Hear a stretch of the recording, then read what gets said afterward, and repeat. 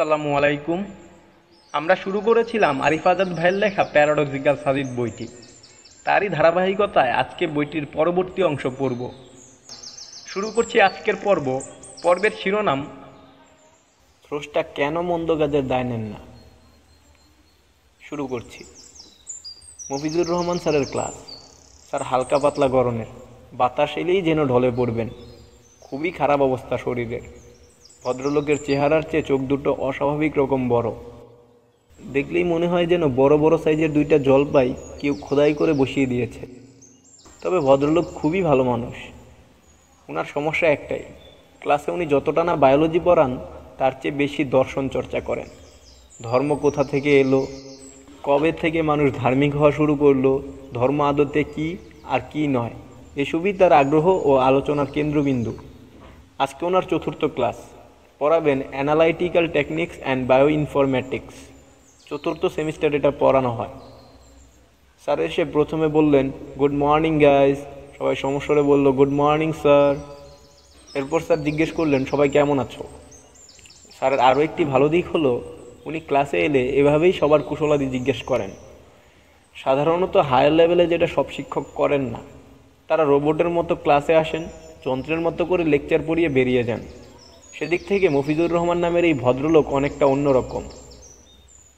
আবারও সবাই সমস্বরে উত্তর দিল, কিন্তু গোলমাল বাঁধল এক জায়গায়।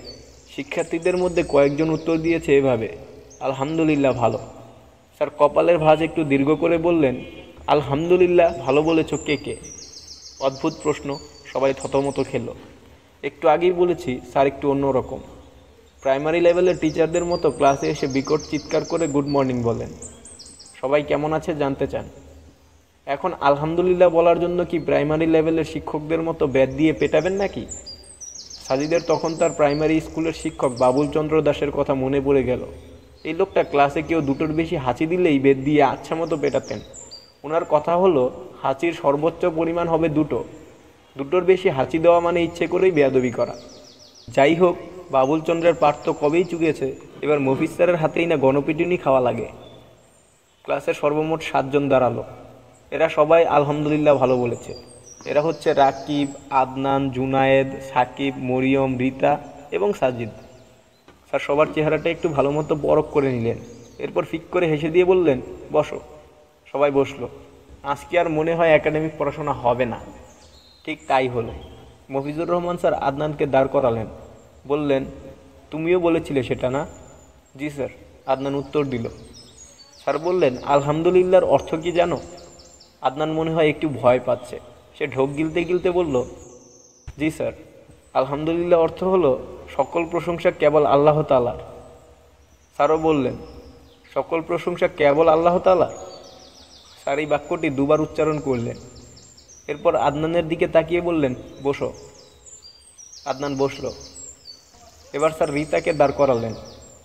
স্যার রীতার কাছে জিজ্ঞেস করলেন, আচ্ছা পৃথিবীতে চুরি ডাকাতি আছে? রীতা বলল, আছে। খুন খারাপি, রাহাজানি, ধর্ষণ? জি আছে। কথা দিয়ে কথা না রাখা, মানুষকে ঠকানো, লোভ লালসা এসব? জি আছে। এগুলো কি প্রশংসাযোগ্য? না।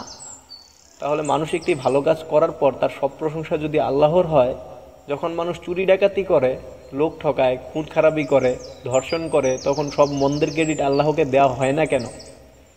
উনি প্রশংসার ভাগ পাবেন কিন্তু দুর্নামের ভাগ নেবেন না। তা কেমন একপেশে হয়ে গেল না? রীতা মাথা নিচু করে চুপ করে আছে। স্যার বললেন, এখানেই ধর্মের ভেলকিবাজি। ঈশ্বর শুধু ভালোটা বোঝেন, কিন্তু মন্দ থেকে নিজেকে গুটিয়ে নিয়েছেন। আদতে ঈশ্বর বলে কেউ নেই। যদি থাকতো তাহলে তিনি এরকম একচোখা হতেন না। বান্দার ভালো কাজের ক্রেডিটটা নিজে নিয়ে নেবেন, কিন্তু মন্দ কাজের বেলায় বলবেন, ওইটা থেকে আমি পবিত্র, ওইটা তোমার ভাগ।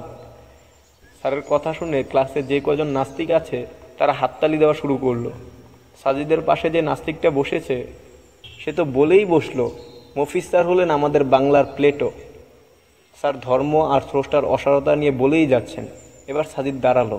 স্যারের কথার মাঝে সে বলল, স্যার, সৃষ্টিকর্তা একচোখা নন।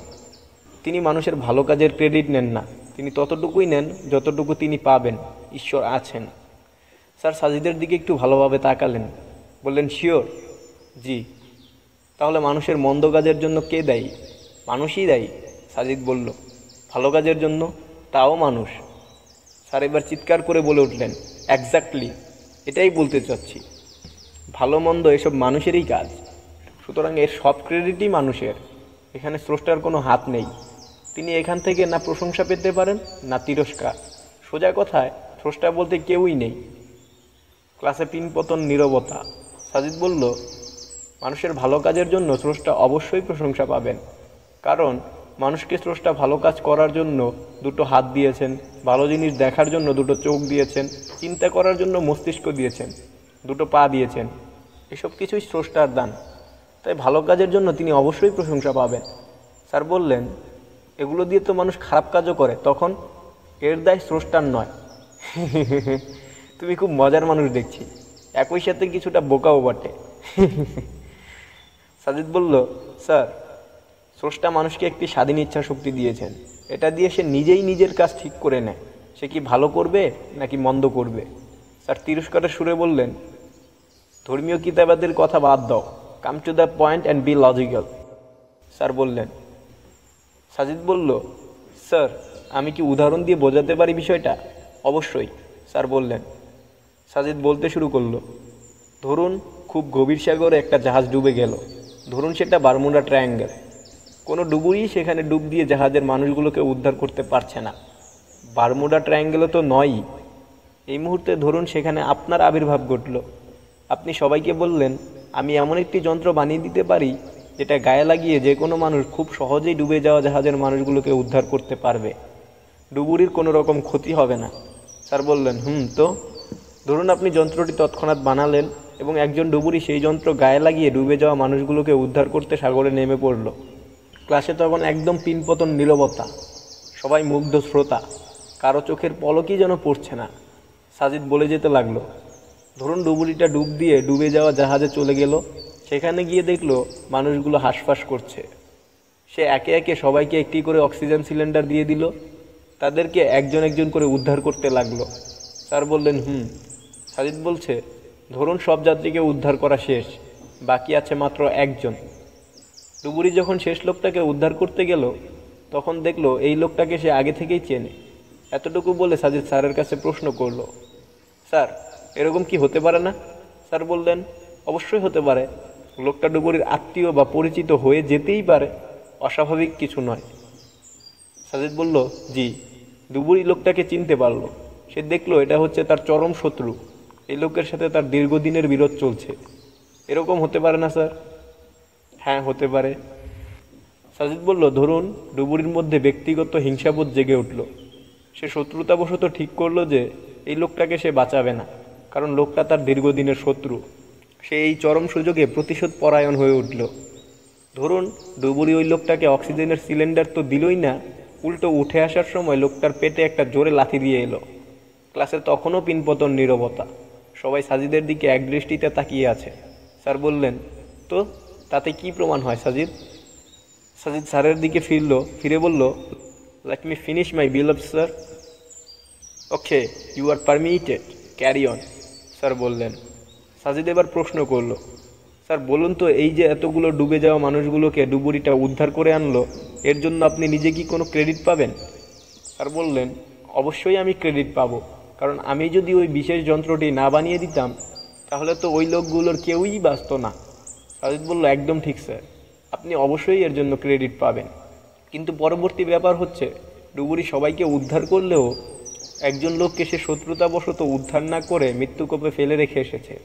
আসার সময় তার পেটে একটি জোরে লাথিও দিয়ে এসেছে, ঠিক? এখন স্যার, ডুবুরির এমন অন্যায়ের জন্য কি আপনি দায়ী হবেন? ডুবুরির অন্যায়ের ভাগটা কি সমানভাবে আপনিও ভাগ করে নেবেন? স্যার বললেন, অবশ্যই না। ওর দোষের ভাগ আমি কেন নেব? আমি তো তাকে এরকম অন্যায় কাজ করতে বলিনি, সেটা সে নিজে করেছে।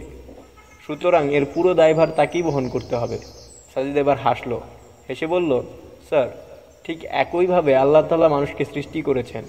আপনি যেরকম ডুবুরিকে একটা বিশেষ যন্ত্র বানিয়ে দিয়েছেন, সেরকম সৃষ্টিকর্তাও মানুষকে অনুগ্রহ করে হাত, পা, চোখ, নাক, কান, মুখ এবং মস্তিষ্ক এসব দিয়ে দিয়েছেন। সাথে দিয়েছেন একটি স্বাধীন ইচ্ছা শক্তি।